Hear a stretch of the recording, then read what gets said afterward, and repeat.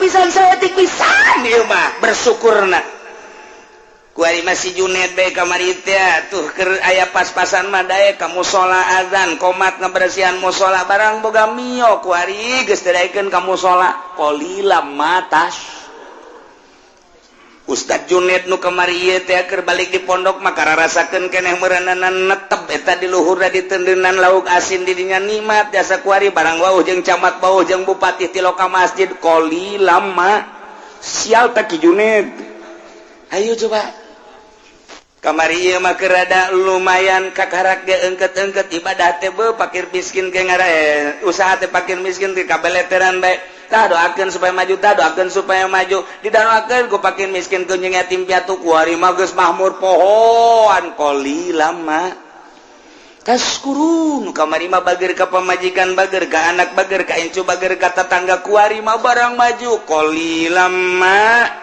taskurun lamun ditanyakeun ka mana Abah Haji mah di hotel ka mana Pak Haji mah keur di puncak ka mana Pak Haji mah keur di Lembang di ditu ka mana Pak Haji ngubur sasana meureun Pak Haji tah qalilam mah ieu lah nu kuduna mah makin maju makin loba ma'ayis makin mantep kahirupan lantaran dibuka sumber kahirupan nyana geus aya dina ngeunaheun kudu leuwih mantep ibadah ka Gusti Allah tapi ternyata pakai maksiat qalilam ma taskurun sadarkeun diri urang bahwa urang ditetepkeun ku Gusti Allah di hiji tempat kampung anu ngontrak meuli dan lain sebagainya nang Allah urang hanya wayang dilempang-lempangkeun ku Gusti Allah.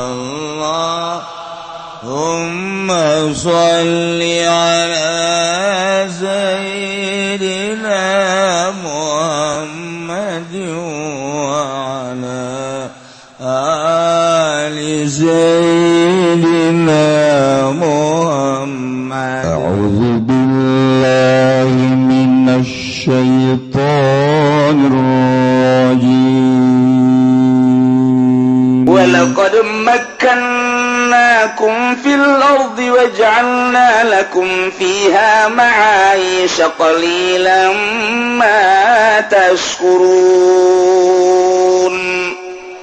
memeh nyaritakeun terciptana Kangjeng Nabi Adam kemudian dan selanjutnya dek nyaritakeun ka bangkawarhan manusia heula manusia diciptakan ku Gusti Allah dijelaskan dina ayat ieu demi yakin pasti laqad makkannakum yakin kaula nu agung cek Gusti Allah netepkeun ka aranjeun kabeh wahai bani Adam fil ardi di muka bumi dicicingkeun maneh di bumi aing teh nyaho maneh teh ieu teh bumi aing dibagi kapan ku sarariat teh bumi aing teh ieu teh jadi 5 benua Asia benua Amerika benua Australia benua Afrika benua Eropa sarua nu aing kabeh sia cicing di mana di Asia Asia mana Pasifik di mana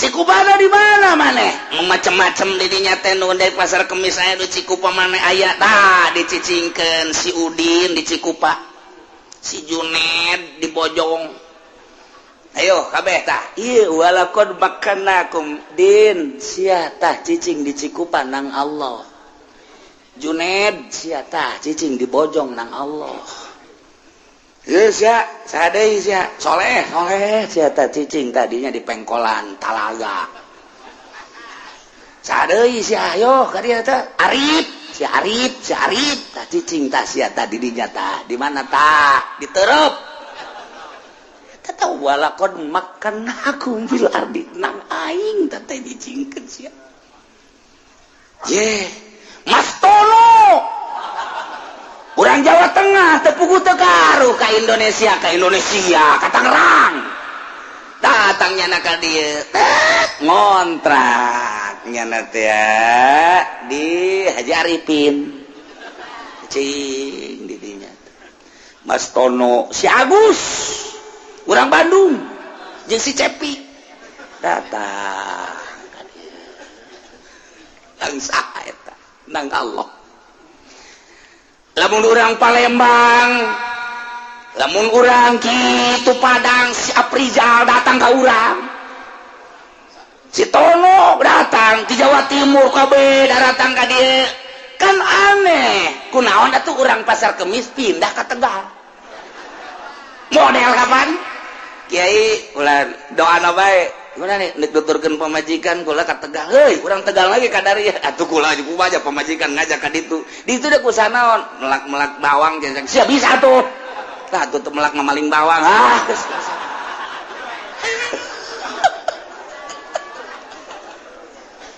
Uli ka kawasan Allah lamun ku urang diperhatikeun pohara jasa. Bogor, Sukabumi, Cianjur, Bandung, Tasikmalaya, Ciamis berat daratan ka dieu. Jawa Tengah na, ti Semarang na, kemudian ti Kudus dan lain sebagainya datang ke dia. Tuh di Jawa Timur, ti Ampel, ti Malang dan lain sebagainya bahkan nyebrang ke dia tuh. Orang Bali lagi datang ke dia. Orang dia kunaon cicing di Bali. Orang dia nama tanah kaperempenan cicing di Sumatera. Orang Sumatera nage sieuneun ka monyet ka dia. Kunaon orang dia ka dia itu udah jadi monyet beureun. Kakawasaan Allah geus aya ti ditu na walaqad makkannakum fil nang Allah dinten teh ge ieu atuh teh rencana kudu ka Lampung mah haju di Lampungna mending di ada di kota mah dijolok biasa. Masya Allah ngaliwatan leuweung haju di ditu mending mun laya imam ngan 3 imana tapi betah bae tadi ditu eta cicing di leuweung menang sa walaqad makkannakum fil nang Allah menang nyanggakeun urang ngadoaan mantap tah santri mah santri tilok boga rencana santri mah ngadoa ya Allah ya Rabbi abdi mah nyanggakeun deuk di mana bae ge kumaha Gusti bae ja abdi nu Allah tanahna ge nu Allah nyanggakeun abdi mah emang kunaon santri teu boga rencana tuh rencana kumaha aja duit teu boga nu teu boga jangan rencana mah boga duit nyana duit teu gablek naon teu baglak paling anu pae dibere sholawat sakitu doang. Entar bukan rencana di mana baik Gusti lah abdi mah tapi lain sambarangan gitu kita mah cerita doang duit mah aya bae dunia mah aya bae ngan ku nemahna nyana lain ku sebab teu boga duit lain bisa diadu santri jeung nu lain santri duit teh lobaan mana deh santri bageus teh sieun-sieun aing mah teh sieun hirup di alam dunia sebab duit aya di bank emang sieun atuh henteu ai sia aing mah tetep teu boga nang saha ieu nu tadina urang kawin lah cek urang teh deuk cicing dipimitohaeun di ditu tapi ternyata diboyong ka urang aing geus kawin deuk cicing di dieu bae di mah urang tapi ternyata diboyong ke pemajikan di ditu sanggeus diboyong di pemajikan di ditu teh ternyata teh laan pindah deui ka hiji tempat nah iyalah urusanana lain urusan urang siganang urang siganang urang lain ieu ayatna walaqad makkannakum fil nang aing netepkeun sararia teh di muka bumi sing ade haju bumi aing teh nolokeun ka sia leumpang ti Jawa Tengah ka dieu ka Tangerang ka Jawa Barat ka Banten sia leumpang ti Jawa Timur teh kudu ku aing cek Gusti Allah aing mah pangeran nyaho kana sakeping jeung sajuna tah bumi nyaksian sia ketika engke di akhirat bumi ge bakal ngomong aing nyaho ka sia leumpang di luhureun bumi aing panu jadi bumina sia teh panteu jauh bae ti urusan dunia teu pernah kamu sholat sakitu deuketna ge dicangkerem sia ku aing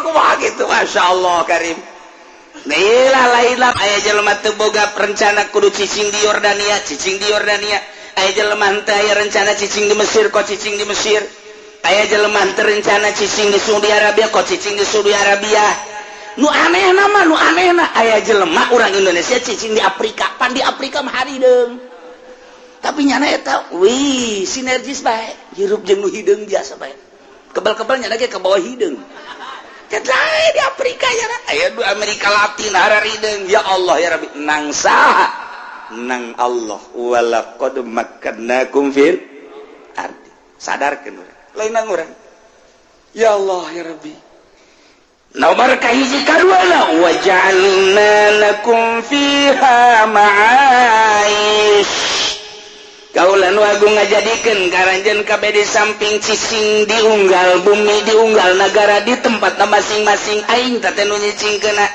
ku aing dijadikeun deui keur aranjeun kabeh di muka bumi teh sumber kehidupan sumber perekonomian sumber neangan dahareun jeung inumeun salila hirup nu ditangtukeun nungguan ajal datang nyana ditetepkeun nu aya di pasar kemis nu aya di Cikupa nu aya di Bojong nu aya di Balaraja Curug dan lain sebagainya geus bugu orang pribumina di samping eta deui Allah ngajadikeun sumber perekonomian teu puguh teu karu kapan urang Jawa Tengah datang ka dieu ngalamar ka Cinglu sumber perekonomianana horenganan tulisanana aya di Cinglu aya anu di Egle aslina Egle wari geus eueuh Ego aya nu spot geus sareueuh eta geus sareueuh aya anu di kitu pasir teh naon garang-garana pasir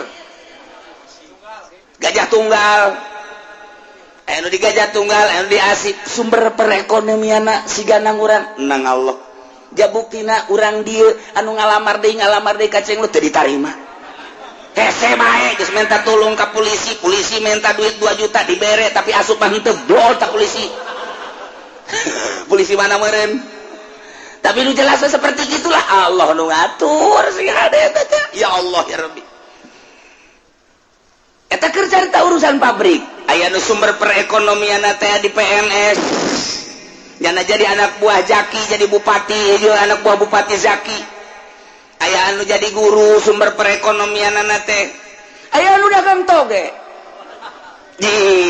aya anu dagang tarasi Masya Allah di Garut harita teh apa nyaritakeun dagang nani tarasi sapira tarasi pikiran urang dagang tarasi teh sapira nu dibungkusan-bungkusan horenganan konteneran di Cirebon ka Jakarta dagang tarasi teh diitung-itung sapoena aya 5 kontainer atuh paingan tamataran nyata asana beureunan kelek na pau kajen gua mah mobil lagi mobil Mercy-nya na ambuan asana bawa tarasi kajen gua mah nu jelas Pak Allah nyieun sumber perekonomianna di tarasi di toge di tahu macem-macem ieu lagi saha ieu wa ja'alna lakum fiha ma'ais nang Allah siganang urangnya siganang urang sigade nang Allah Al-Qur'an lah ieu ditetepkeunana di hiji tempat nang Allah netepkeun ngontrak di si eta geus aya tulisanana di dituna sumber perekonomianna menang Allah aya anu jelema teh wadieu ka ditu dagang anu teu daekeun maju lah cak nangis bae kuari mah istirahat bae endahan dagang teh dagang baso bau kebeuli tanah kebeuli imah baso sapira baso tapira baso tapi horenganan unggal kota aya anak buahna baso edang Allah wa ja'alna fiha ma'ais wa ja'alna lakum fiha ma'ais nang Allah sumber perekonomian Gusti Allah nu agung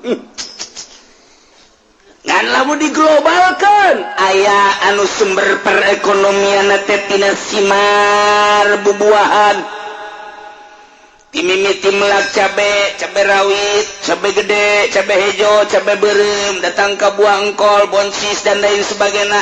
Aya nu tina bubuahan, buah darmayu. Wah, lamun musim buah di daron di ditu di mana? Indramayu. Eta si buah pohara haju amis di buah Indramayu mah. Nu encan asake amis.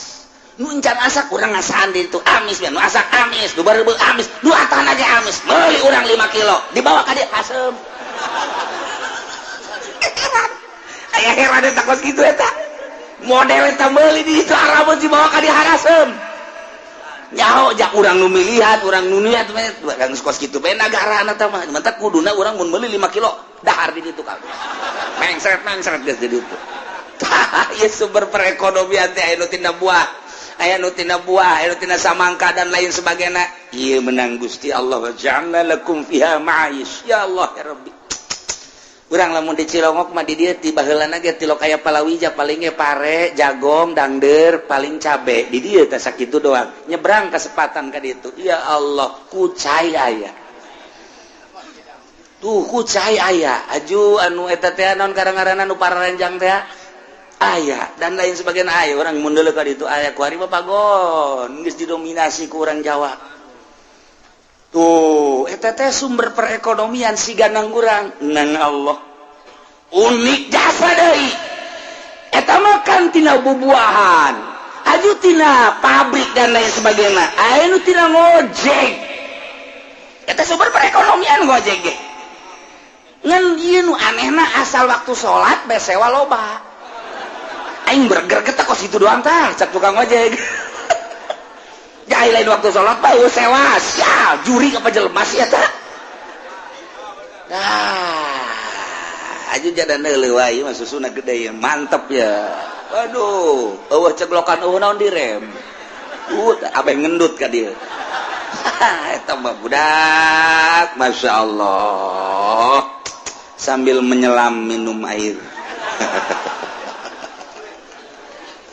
ma'ayis cerita sumber kehidupan ya Allah dibagi deh guys aya anu tina perpolitikan sumber perekonomian teh aya nu geus jelas jurusan perekonomian nya tapi aneh aya anu ngitung dong perekonomian miliar nya nama gede utang atuh geus kos kitu bae tah jadi gawe doang nya mah di dinya aya nu tina perbudayaan ieu ku Gusti Allah tempat cicing urang nang tukeun Gusti Allah sumber kahirupan ge nang tukeun Gusti Allah nu unik deui jelema ieu sumber kahirupanana tina jual beli alat perang Amerika mah tandus tanahna teu bisa dipelakana naon nagarana mata kula teu betah ge hari tadi ditu teu bisa gara dangdeur dipelak teu bisa dituhui dipelak teu bisa jadi itu malah di urang mah pen melak dangdeur cap antepkeun oh modal sabulan 2 bulan tarik masyaallah sabeu gede kieu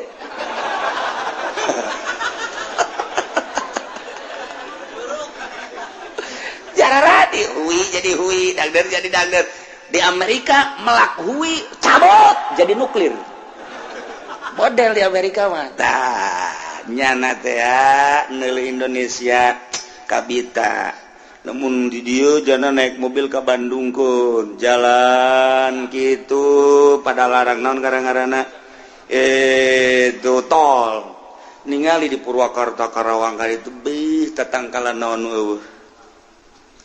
eueuh aya kabeh awi ti mimiti awi haur datang awi ampel awi gede awi araya kabeh cau ti mimiti cau anu leutik datang ka awak cau nu gede araraya kabeh tangkal nu dipelak mah geus karuhan nu teu dipelak areuy aya eta orang Amerika ngahaneng bae kieu kos kebodewen subur awan cek eta teh nyana subur tapi tetap aing yang menang untung cek Amerika tetap dibawa ku aing kauntunganana lobby lah nyana lobby ku nyana melalui perpolitikan baheula mah lobby teh hanya perekonomian ku ari geus asup ka tubuh perpolitikan ngeri urang untuk meraup keuntungan lamun emas diala tek dibawa ke Amerika dikelola di kapal bawa ka ditu urang ngegel curug doang teu nyaho sabaraha eta nu dibawa sabaraha nah eta dibawa dengan begitu saja urang neuleukeun tapi deres kene lamun kieu mah diangkat dikelola diurang saenggeus dari kanyahoan sekian ton ieu emasna minimal atuh kaluarkeun 10% jang pajakna deres kene ieu bahkan henteu kitu rauk bawa ka kapal kelola di ditu urang nu urang dibawa kunyana dikelola di ditu teu boga pajak-pajak acan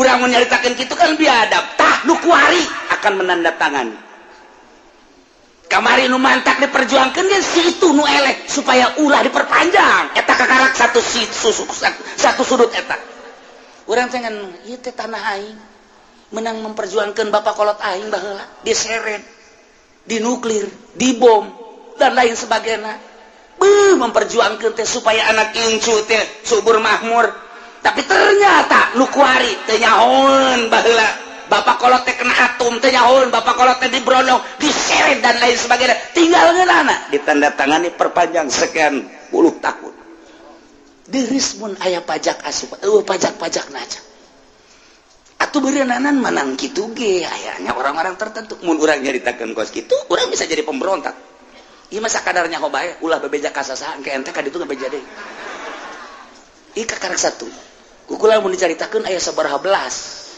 sian mantap marudah nah iya encan lain-lain nah ieu mah keur carita wa ja'alna lakum fiha ma'aish Amerika teu bogaan duit lamun eta nuklirna teu dijual lamun eta senjatana teu dijual lantaran nya mangandeukeun persenjataanna nu mantap hayang boga duit teh kudu ngajual senjata otomatis kudu aya nu perang ge senjata mah atuh aing teh perang mandeg sanu meuli ja ieu ge urang ge atuh aing teh dek jambal mah teu meuli tarasi urang meuli tarasi so teh dek jambal itu kele ieu kelantaran perang ieu otomatis beli senjata. Ya mau tidak mau Amerika teh kudu bisa ngadu domba supaya perang. Berarti negara paling biadab jalema sebab ngadu domba ke negara jeung negara supaya perang. Maksudna dek kaloloskeun jual belinya mah supaya boga duit. Kos kitulah negara diciptakeun ku Gusti Allah ma'ayis hati-hati dinya. Nu mantap adan kasogi orang terkaya sadunia sebab nyanalah anu jual beli senjata. Ketika anu perangnya booking di Amerika, booking di Uni Soviet, jual, iyalah manusia terkaya sadunia. Hehe, orang mah dipakai bayar sendal kasogi, betulnya homu, tuh dongeng mah. Tuh dongeng nah orang, pakai sendal cepit, ini naon kasogi, itu sih mah koski itu sih belum. Jelema, anu luar biasa. Toh, nah, wajanlah lakum fiha ma'aish, macam-macam. Sama anu tina jual beli senjata nuklir atom dan lain sebagainya kabelah diana aya anu tina jual beli pakaian kabelah diana makanan minuman dan lain sebagainya terus nang Allah lain nang urang makmur lain mahmur deui subur lain subur deui kanikmatan anu luar biasa ku Gusti Allah dibikin terhadap manusia cuman hanjakal qalilam ma tashkurun saeutik pisan anu syukuranana qalilan teh saeutik ditaukidan ku make ma jadi qalilam ma pisan lamun teu kitu awas ya ngomong Quran baca hese atuh ke diri nama litak kidil kila wara pisan saeutik pisan ieu mah bersyukurna kuari masih Junet bae kamari teh tuh keur aya pas-pasan mah dae ka mushola azan komat ngabersihan mushola barang boga mio kuari geus daekeun ka mushola qalilam matas Ustad Junet nu kamari ieu teh keur balik di pondok mah kararasakeun keneh meureunana netep eta di luhurna ditendeunan lauk asin di dinya nikmat jasa kuari barang wauh jeung camat wauh jeung bupati ti loka masjid qalilam ma sial tak ki Junet ayo coba kamari ieu mah keur rada lumayan kakarak ge engket-engket ibadah teh beuh fakir miskin ge ngara usaha teh fakir miskin teh kabeleteran bae tah doakeun supaya maju didanoakeun ku fakir miskin ku jeung yatim piatu kuari mah geus mahmur pohon qalilam ma tashkurun kamari mah bager ka pamajikan bager ka anak bager ka incu bager ka tetangga kuari mah barang maju qalilam ma tashkurun lamun ditanyakeun ka mana Abah Haji mah di hotel ka mana Pak Haji mah keur di puncak ka mana Pak Haji mah keur di Lembang di ditu ka mana Pak Haji ngubur sasana meureun Pak Haji tah qalilam ma iyalah nu kuduna mah makin maju makin loba ma'ayis makin mantep kahirupan lantaran dibuka sumber kahirupan nyana geus aya dina ngeunaheun kudu leuwih mantep ibadah ka Gusti Allah tapi ternyata pakai maksiat qalilam ma tashkurun sadarkeun diri urang bahwa urang ditetepkeun ku Gusti Allah di hiji tempat kampung anu ngontrak meuli dan lain sebagainya nang Allah urang hanya wayang dilempang-lempangkeun ku Gusti Allah. Nomor kedua sumber kahirupanana nu tina dagang asongan, dagang dorongan, dagang jongkok, dagang dan lain sebagainya sampai ka jual beli nuklir ieu ge meunang Gusti Allah ngan kadituna setelah cicing di hiji tempat kahirupan geus luar biasa qalilam ma tash lain bersyukur ka Gusti Allah endangan kufur ka Gusti Allah. Nauzubillah min ieu jelema loba nu ngaji di dieu kulantaran teu boga duit. Teu boga duit ya. Bebeja ka tatanggana ge ngaji emang kunaon lah. Usaha keur harese cek kitu. Utang ge teu kabayar nih ngaji cek nanti. Tuh, belon pada tepor. Mun keur boga duit bat teu ngaji. Maje, pernah ngaji ka jelema, geus teh lah bae. Dek ka mana tuh bae? Boga janji di Cikande. Jeung saha lah ulah ngomong. Salam bae ka kiai. Hei, mah angonan teh budak. Datang minggu hareup. Aja urang ngaji, kayak minggu hareup cenah ieu teu kaburu. Masyaallah. Tuh boga duit mah kos kitu. Teu boga duit mah iceus jana. Tapi lamun boga duit atuh eta. Masyaallah. Qalilam ma maya dongeng. Aya hiji jelema sugih tapi kurang bersyukur. Aya nu ngahadam, nu ngahadamna wali. Ngan teu kajangan wali atuh. Biasa bae. Dicarekan bae ngaranna ge sugih. Nu sugih mah pan bisa dengan nyarekan doang. Padahal mah lamun dipigawe ku jana ge modar. Ngan nu sugih mah kos kitu kudu bos teh bisa ngan tujak-tujuk jeung nyarekan. Ieu ngahadam, sebulan 2 bulan 3 bulan, aya satahun mah meureun. Siakat cek bos. Aing mah ieu kasia ieu asal lital teh cukup sakali. Asal lital we kasia teh cukup sakali kaya aing mah aing sakali nitah beres. Ieu mah kayak aing nitah deui aing teh capek aing kasia. Gas boleh dikuari asal sakali perintah selesaikeun. Mangga cek.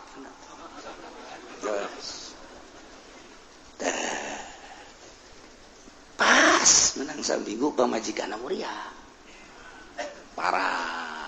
Panggilnya Nasruddin. Si Nasruddin. Reza. Nyaon teh pamajikan teh muria. Nyaho. Tugas siap kuari. Naon? Dokter panggil ka dia. Siap. Mangga. Keluar nyana. Borang dibawa ka dinya aya 20-an. Cak bos teh ieu naon aing ditamanggil dokter ka 20 supaya satu perintah selesai.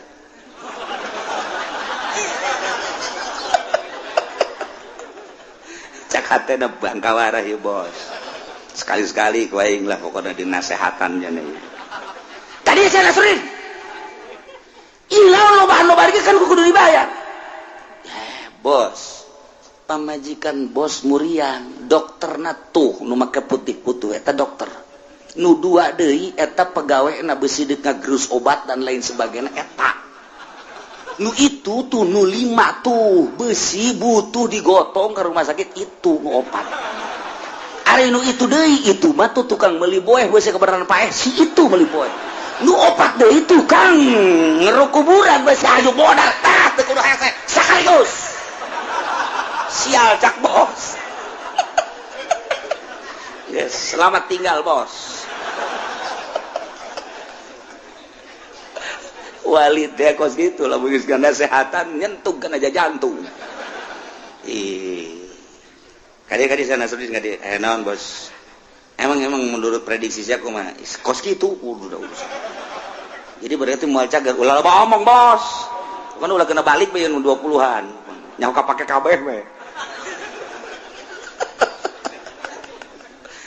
Artina cak Nasruddin nu sugih bakal modar nu gagah bakal modar ulah kamalinaan teuing atuh tunjuk teh sia ge kalau modal aing susah-susah ge pae sarua atuh sia ge pae geus sakaligus ku aing sia tadi nasehatan tak tukang nguduk kuburanana dihadirkeun ku aing sia qalilam mata syukur nu saya tik syukuran mendingan bawakeun tukang ngagali kuburan habak nurutan Nasruddin tah.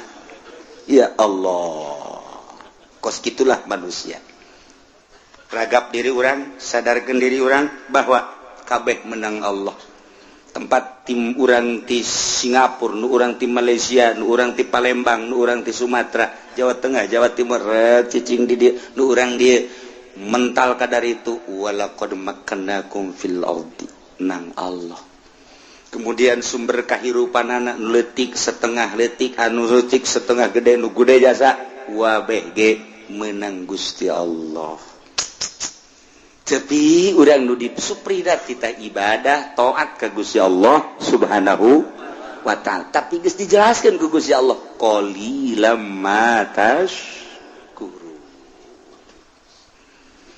Walaqad khalaqnakum thumma sawwarnakum thumma qulna lil malaikati usjudu li Adam fasajadu illa iblis. Wallahu lam bimuradi yakin nyata jelas kaula nu agung nyiptakeun karanjeun kabeh kum dijamakeun padahal nu dimaksud nama ieu adalah hiji bapa urang yakni Kangjeng Nabi Adam. Geus ngabahasakeun khalaqnakum dijamakeun nginayahan ka Kangjeng Nabi Adam. Summa sawarnakum satuluina kaula ngarupakeun karanjeun kabeh urang teh sabada Kangjeng Nabi Adam diciptakeun ku Gusti Allah. Kemudian seluruh anak putu Kangjeng Nabi Adam aya dina tonggongna satungtung aya keneh moal ka kiamat ke geus eueun nu digamblok di tonggong Kangjeng Nabi Adam beak kabeh karakter jadi kiamat. Jadi geus disetok ku Gusti Allah. Summa sawarnakum geus disetok ku Gusti Allah pilobaeunana teh seakan ditaplokeun dina iga wekasan Kangjeng Nabi Adam. Plek. Turunkeun ku maneh melalui anak anjeun wahai Adam. Plek. Qabil Habil Ikrimah laula budadan les. Turunkeun deui ti Qabil Habil budad trek. Turunkeun deui datang ka zaman SBY kuari manusia adalah kuari 6 miliar manusia. Lain lalagan. Ieu anak kutu Kangjeng Nabi Adam. Ieulah ayatna. Yakin jelas nyata kaula nu agung nyiptakeun ka Adam bapa moyang anjeun. Mimiti diciptakeun Adam tina tanah surga. Udang Kangjeng Nabi Adam sokot tulang rusuklah hiji ciptakeunlah jadi Siti Hawa. Ibu Hawa teh gelis irung mancung aya di bojok. Kulitna putih luar biasa, rambutna terurai. Masya Allah jangkung semampai luar biasa. Aduh, Ibu Hawa malamun seri urang lapar jadi seubeuh. Masya Allah. Ya otomatis Kangjeng Nabi Adam tertarik dirawel lah ku Kangjeng Nabi Adam. Ternyata Siti Hawa ge deui bogoheun ka Kangjeng Nabi Adam. Atuh mah sama-sama I love you. Mantap jasa. Kangjeng Nabi Adam disambutlah ku Siti Hawa. Cak Gusti Allah, stop. Ulah main rangkul-rangkulan dan. Tenang lah, Adam, Hawa. Aing nyaho maneh resep ka Hawa, aing mah nyaho Hawa resep ka Adam. Tapi tikah heula nikah. Carana kumaha ceuk Kangjeng Nabi? Ku aing ditikahkeun ceuk Gusti Allah. Sok, ditikahkeunlah Kangjeng Nabi Adam ka Siti Hawa, nu nikahkeunna langsung Gusti Allah di mas kawinan ku maca sholawat ka Kangjeng Nabi Muhammad sallallahu alaihi wasallam. Oh, sholawat. Lain lalagaan eta sholawat. Kawinkeunlah ku Gusti Allah plek Kangjeng Nabi Adam teh jeung Siti Hawa. Urang sebagai anak incuna geus disetok ku Gusti Allah turunkeun melalui anak cucu anjeun wahai Adam. Summa sawarnakum. Allah nu ngarupakeun. Mata urang teu meunang nyacad, situ hideung, situ pendek, situ kunyin, situ nang Allah. Summa sawarnakum. Emang nang urang lain. Urang mah osok jual Jawa ka beuti teh budak. Kunyin amat pugunya lagi kuru. Eta tuh beres kos gitu doang. Teu budak jore amat pugunya lagi teu kasep. Deres kasep mah ngomong gitu ge mah teu. Keur kasep lagi teu meunang sebab sarua pada ciptaan Allah Subhanahu wa ta'ala. Summa sawarnakum. Summa qulna lil malaikati. Allah nyarita ka malaikat. Wahai malaikat, usjudu li Adam. sujud maraneh kabeh wahai malaikat kadap cuk fasajadu brek kabeh sarujud ka Kangjeng Nabi Adam alaihis ieu sujudna sujud tahiyat penghormatan kana panitah Allah percis kos urang sujud ka hareupeun Baitullah sujudna maka Allah ngan dititah menghadap ka Baitullah ieu ge sujudna maka Allah ngan dititah menghadap ka Adam brak malaikat ngan aya nu minculak illa iblis mah kieu bah kajegeug batur sarujud bro kabeh ka Kangjeng Nabi Adam ngahormat iblis teu daekeun kieu bae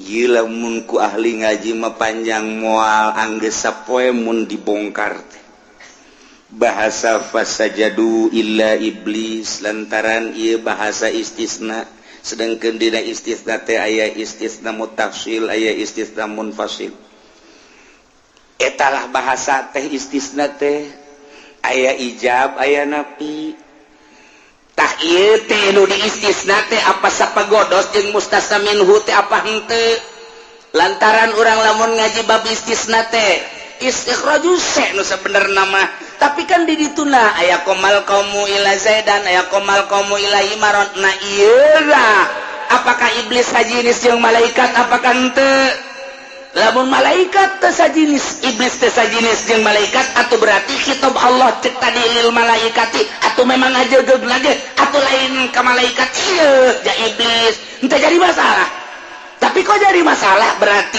ieu iblis teh sapagodo sajinis jeung malaikat lantaran Allah ngahitobna summa qulna lil malaikati berarti ya iblis teh termasuk jumlahan malaikat ngan lamun termasuk jumlahan malaikat tapi pan urangnya mau dibuatna ai malaikat mah dibuat tina nur ai iblis mah dibuat tina nar beda nur cahaya nar seuneu puyang kajen gugu mah age kiai mana nu teu puyang kajen gugu mah puyang bae mun ngabahasakeun usjudu qulna lil malaikati Allah nyarita ka malaikat usjudu li Adam sujud maneh ka Kangjeng Nabi Adam sujud brak malaikat mah sujud ila iblis ai iblis malaikat apa lain pan tadi ge qulna lil malaikati berarti malaikat tapi pan kanyawan tercipta malaikat batina cahaya ai iblis batina nar lain atuh lamun dilainkeun Allah ngitung ka malaikat atuh teu sujud ge mantak naon ulah jadi masalah lantaran jalur dititah sujud ge malaikat iblis mah teu dititah tuh kan puyeng nu ngaji ge puyeng atuh komo nu teu ngaji geus badak teh imang geus pararuyang mah geus lah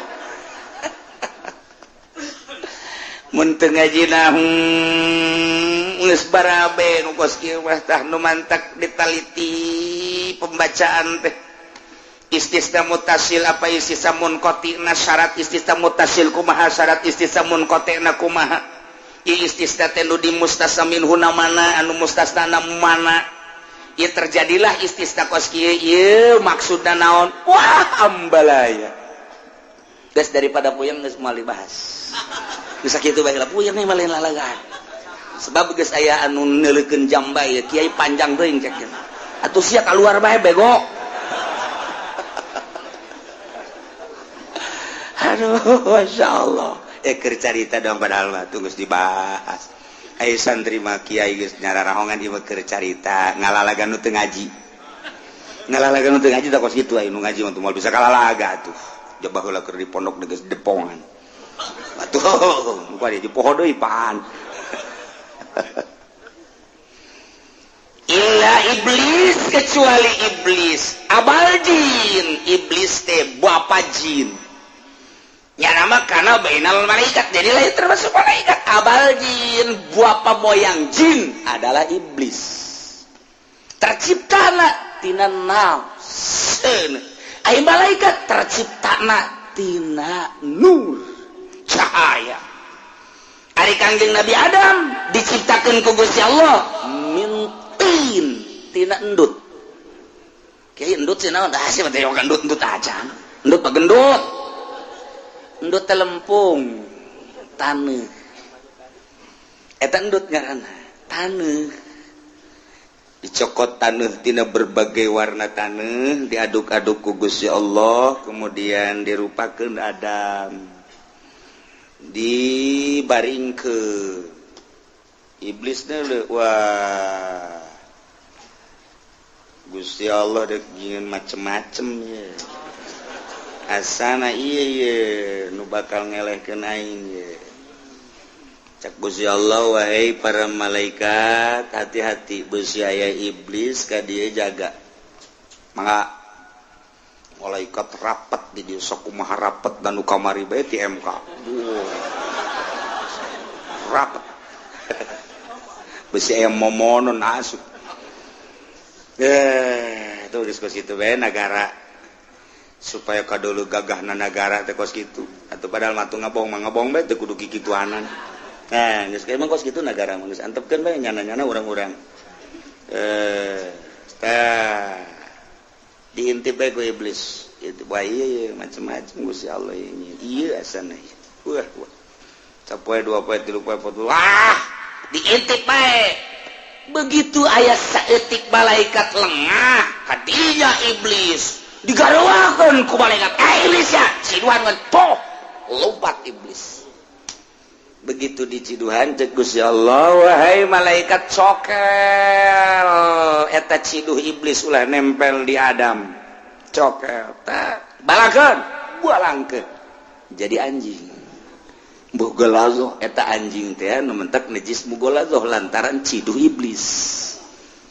Nah, di mana eta dicokelna di dieu pas bujal nu mentek kabeh di dieu aya bujalan. Ieu lah urut nyokel malaikat tah di dieu. Lamun nu bujalan eta teh kuda ngaranna. Nu mentek lupa tah kenceng mun bujalan. Kabeh rata-rata aya bujalan. Malah bujalna aya nu doton ka hareup. Ila iblis watrekeun sujud ka Adam mantak lam yakum minas sajidin. Iblis terek sujud ka Kangjeng Nabi Adam. Gusti Allah dipanggil iblis. Gol cek Gusti Allah ma manaka la tasjuda id amartu. Naulu halangan ka maneh sehingga maneh teh teu daek sujud ketika aing marentah ka anjeun teh sujud maneh teh sujud kunaon ngejawab iblis gola ana khairum minhu pan abdi mah leuwih bagus tibatan Adam kosnya aku leuwih bagus khalaqtani min nari wa khalaqtahu min tin Gusti ngadamel abdi mapan tina seuneu wa khalaqtahu min tin ai gadamel Adam mapan tina taneuh sedengkeun seuneu jeung taneuh mapan muliaan seuneu cak iblis kamuliaan seuneu mah coba geus seuneu mah kurang lamun dihurungkeun terus ka luhur nya mah naek terus ka luhur datang ka awang-awang eueuh seuneu nu kahandap ai bumi mah kapan ngabaged ayeuna dihandap geus kulantaran ngabaged atuh muliaan kaula nu diciptakeun tina seuneu hiji nomor kadua seuneu mah bisa ngarusakna gampang jasa blek rubuh bae tapi taneuh mah nya mah ngabaged bae mantak muliaan kula lantaran kula mah bisa ngarusak dengan cepat. Nomor katiluna seuneu mah kapaan bisa manaskeun suasana. Namun dina tempat-tempat tiris butuh kana seuneu. Haneut ku seuneu mah eta lah pertolongan kula.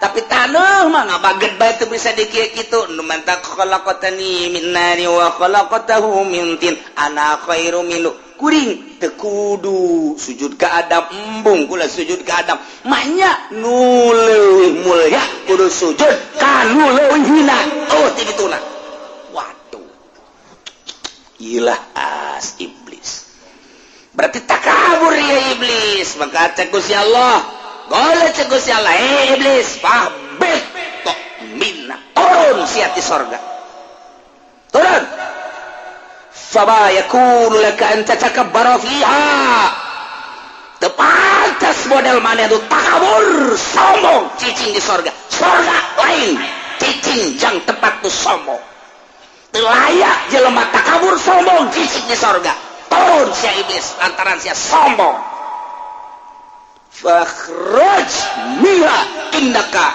minas sokin. Turun si iblis lantaran mana takabur, turun innaka minas sabirin, sanyana anjeun teh termasuk nu hina. Golanzirni, iblis masih keneh memohon ke Gusti Allah kakarak datang ka turun doang. Ka mana ieu turunna iblis jeung kumaha selanjutna? Engke episode selanjutnya. Episode selanjutnya golanzirni wallahu a'lam.